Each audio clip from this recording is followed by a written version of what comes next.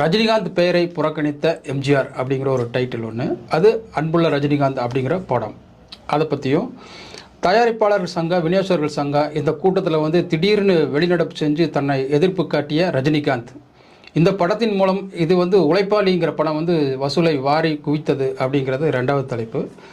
மூணாவது வந்து சென்னை சேப்பாக்கம் ஸ்டேடியத்தில் வந்து அன்றைக்கு முதலமைச்சராக இருந்த ஜெயலலிதா திட்டமிட்டு ரஜினிகாந்தை அவமதித்த செயல், அதற்கு பதிலடி கொடுத்த ரஜினிகாந்த். இந்த 3 தலைப்பில் தான் நாம் இன்றைக்கி பேச போகிறோம்.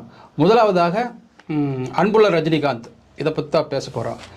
அதாவது இந்திய துறைகளிலே வந்து ஒரு நடிகர் பெயரை கொண்டு ஒரு பட டைட்டில் வைக்கிறதுங்கிறது சாதாரண விஷயம் இல்லை. இது யாருக்கும் அமையாது அப்படிங்கிறத நம்ம கண்கூட இந்த வருஷம் கிட்டத்தட்ட ஒரு 50 வருஷத்துக்கு அப்புறம், அதாவது தமிழ் திரையுலகம் தோன்றி கீதகவசம் அப்படிங்கிற படம் தான் முதல்ல வெளிவந்த படம். அது 1900